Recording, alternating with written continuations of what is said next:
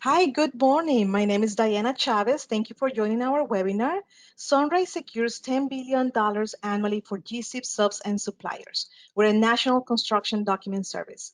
Today, we have a great webinar on I recorded a lien, now what? How do I get paid? With the construction lien law expert, Alex Barthet. Without further ado, I would like to introduce Alex Barthet. Thanks, Diana. My name is Alex Barthet. I am a board certified construction attorney here in Florida.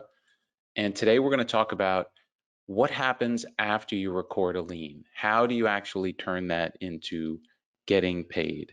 So let's get started. If you have any questions, you can submit them in the GoToWebinar chat box, which should be on your screen. Make sure that when you submit any questions, you do not include any names of people or companies. We'll go ahead and answer all the questions at the end. So let's go through and discuss what we're talking about today. We're going to talk about the basics. What is a lien and how does it work? We'll talk about what actually happens after you record a lien. And then the most important part is, what do you do to get paid? And then we'll talk about some scenarios that you may run into, such as someone threatening to bond off your lien. What happens if you get a notice of contest of lien? And what about a 20-day summons? And as I said, we'll answer any questions at the end of the presentation. Okay, so what is a lien? A lien is an encumbrance on real property. It creates a cloud on the title. And what that does for you is that it prevents the owner of the property from selling the property or refinancing the property, so long as your lien is on the property. It's usually a technical default, under most mortgages.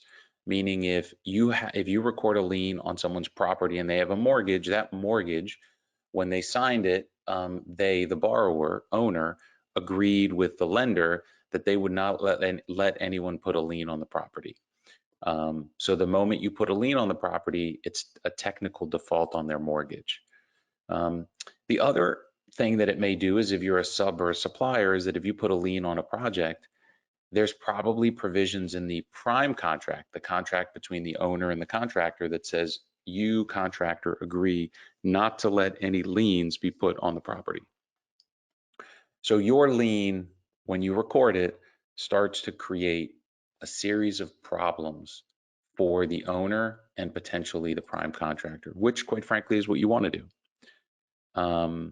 And the moment you put that lien on, it could cause the owner, the lender, or the contractor from funding.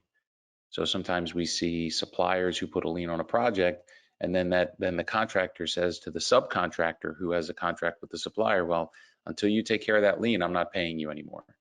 So the lien is a potentially very powerful tool.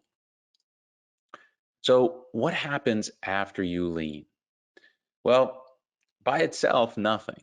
You take this lien, you bring it to the clerk's office, they record it, and it sits in the public record. And while it can create problems for some people, the reality is that unless you do something, or the act of the lien itself having been put on the property bothers someone enough, nothing is going to happen by itself.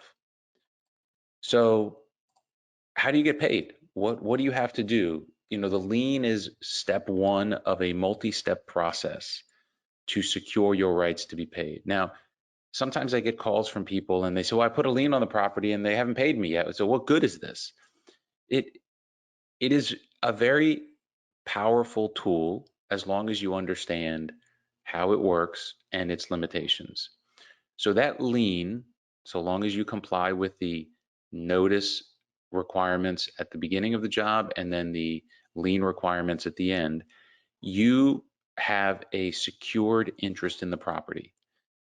It puts you ahead of a lot of other potential creditors, and having that lien is critical because you are likely one of the first people to be paid. So if there are lots of people that are owed money, the people that typically get paid first are those that have a lien. But again, as I told you, it's just the start of the process. It is up to you to enforce your lien through a civil action known as a foreclosure. Foreclosure is a lawsuit that you have to bring where you name the owner of the property and you say, I have a lien on the property. I'm owed $100,000. You need to pay me. And if you don't pay me, I am going to sell your property. And if there's any equity in the property, then I will get that equity, the first, in my example, $100,000, so that I am paid. Now, understand that there is no silver bullet. The foreclosure process is just like any other legal action. So it is potentially costly and time consuming. Now, you have 1 year from the recording date of that lien to file suit to foreclose on your lien. That is the outside deadline to file suit. Some people call me and they say, well, Alex, I'm coming up to the year. Can I just re-record the lien? No. Your lien is good for 1 year, and the only way that it can be extended and last longer than the year is if you file that lawsuit within the year. If you choose not to, then your lien is gone. And if you decide that you're going to go ahead and lien the job anyways, again, effectively re-lien the job, not only is your first lien no good anymore because the time has passed, but more importantly, your second lien is probably a fraudulent lien and now could expose you to legal penalties. So over the last 25 years of doing this work, I have come to learn a few things about what seems to work better than other things. And I like to call it the 60-60 rule. I strongly encourage you that when you get to about day 60 from your last work, that's when you start the process of recording your lien. As you know, you have up to 90 days to record your lien from your last work. And you could record it while you're doing the job. You don't have to wait until you're done with the job to record the lien. So you could be showing up every day and you're not getting paid and you want to exert some leverage. You may decide to put a lien on as you're working, and that's fine. You're allowed to do that under the statute. What I see clients do that I find to be problematic is they wait until day 80, 85, 88, and that's when they start the lien process.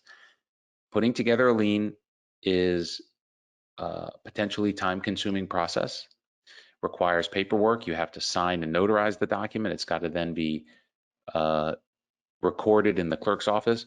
All of that takes time. People are busy. People are on vacation. So if you're waiting to the last minute, you run the risk of missing that deadline.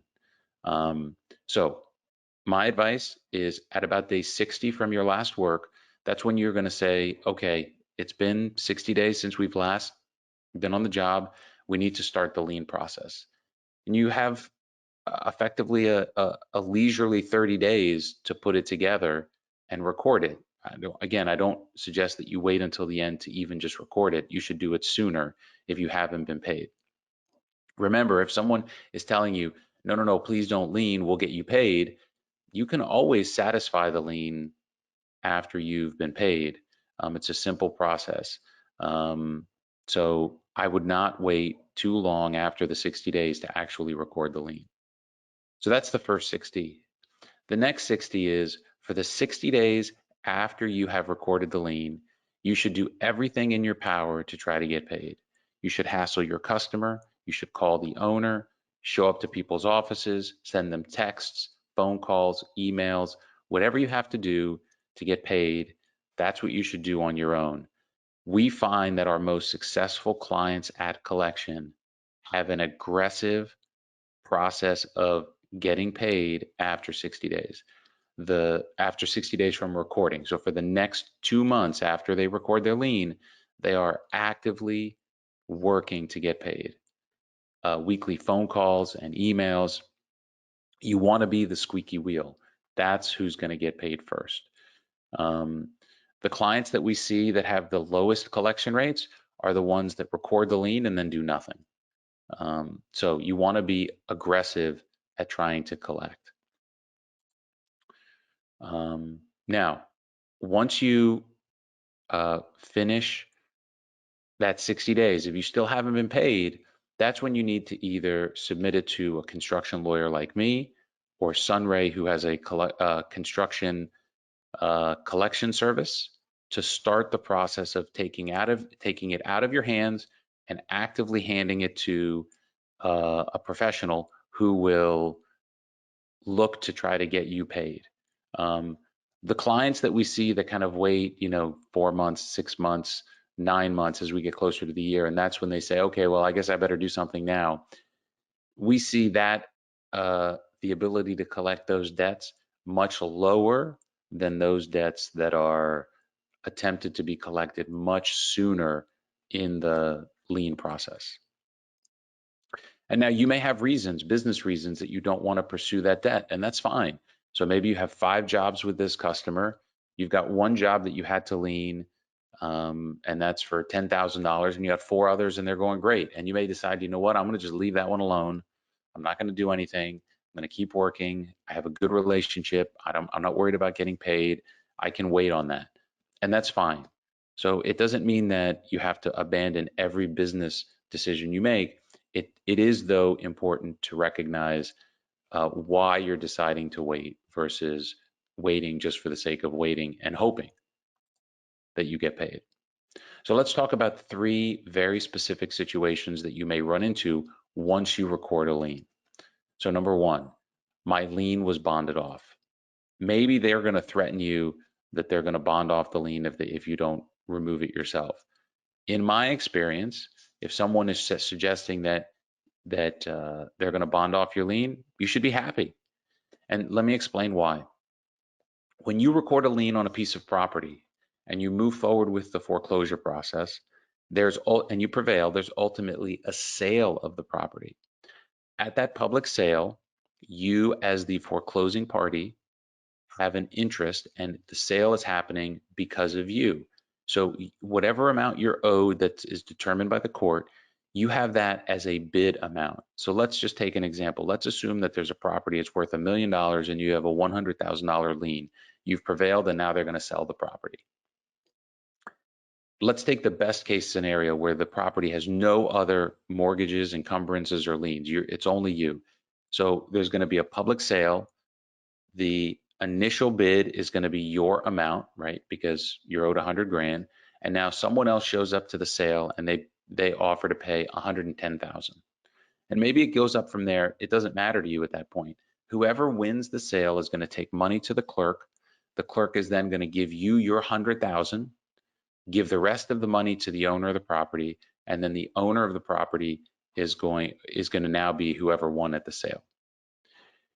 The problem is, well, what if that $1 million piece of property has a $900,000 mortgage on it, and it's partially constructed building?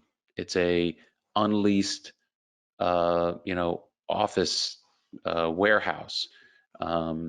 It's a home, and it's hard to sell houses now. So what happens if at the sale, this $1 million property with a $900,000 mortgage, the only people that show up to bid are willing to bid $500,000. As long as they bid more than your lien amount, that's great, because then you'll get paid. But if they don't bid beyond your lien amount, so if we take my example, it's a $900,000 mortgage, it's maybe worth $1 million on its best day, no one else shows up to bid, then that means you own the property.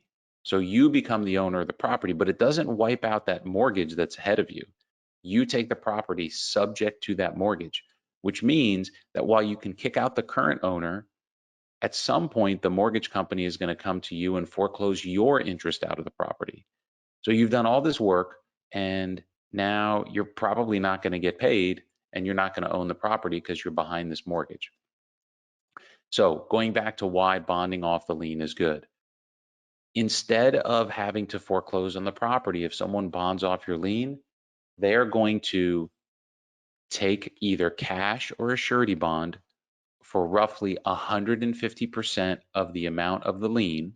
So if we go back to my example, if you have a $100,000 lien, in round numbers, they're going to put up $150,000 in the clerk's office with either cash or a surety bond, and the property now is no longer subject to your foreclosure.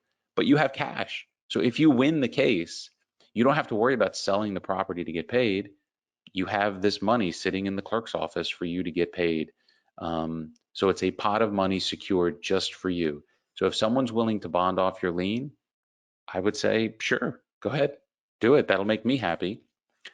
The one caveat is that you should be prepared to fight if they bond it off. And the main reason is it's much easier and cheaper if someone wanted to deal with your lien to pick up the phone, give you a call and say, hey, I see your lien, let's work it out, rather than go through the time, effort, and expense of bonding it off. So if they're going to do all of that to keep your property, you keep your lien off the property, they're not likely all that willing to pay you. Because if they were, they would have just tried to pay you. So we find that if someone is bonding off your lien, that you need to be prepared to fight. And our advice is if someone sends you a certificate of transfer, that's the legal device to transfer the lien to the bond, you should immediately commence litigation. There really is no in between. Um, uh, because what's the point of waiting? They've bonded it off, so now there's no incentive for them. It's not preventing the property from being sold or being refinanced. So you should start litigation immediately when your lien is bonded off. So we've got two more to go through. Notice of contest of lien. What should you do if you get one? You have to file suit immediately to foreclose on your lien. I told you that the rule is you have to file a lawsuit within 1 year of the recording date of the claim of lien. The exception is if you receive this document, which is called the Notice of Contest of Lien, it now reduces the time that you have to 60 days to file the lawsuit. So if you wait too long, if you wait past the 60 days, you will lose your lien rights. This document, a Notice of Contest of Lien, is mailed to you by the clerk. It has a stamp on it when the clerk recorded it and mailed it out. It's 60 days from that date when the clerk sends it for mailing. So you may receive it 5 days after they stamped it. So now you only have 55 days to file the lawsuit. There are no exceptions. If you do not file a lawsuit to foreclose on your lien within 60 days, you will automatically lose your lien rights. There's no if, ands, or buts about it. You only have one thing to do. Now, sometimes 60 days is not fast enough for an owner or contractor who wants to deal with your lien. They can send what's called a 20-day summons. So again, I told you you have to file suit within 1 year, but this 20-day summons now reduces the time you have to file suit to 20 days. You only have 20 days to file your lawsuit to foreclose on the lien. So what do you have to do? You have to receive the lawsuit, which, by the way, will be served upon you by a process server or the sheriff. So the notice of contest, the 60 days, is in the mail, certified mail. The 20-day summons is someone's knocking on your door and they're handing you a civil action summons, uh, forcing you to file a lawsuit to foreclose. So you have to file a separate action to foreclose on the lien, or in that same action, you have to file a counterclaim to foreclose on your lien. And there is no exception to this. If you wait past the 20 days, you will lose your lien rights. Your lien will automatically be considered extinguished. So, Diana, do we have any questions? Yes, I see one question. What steps do you recommend with a termination of a GC on a federal bonded project?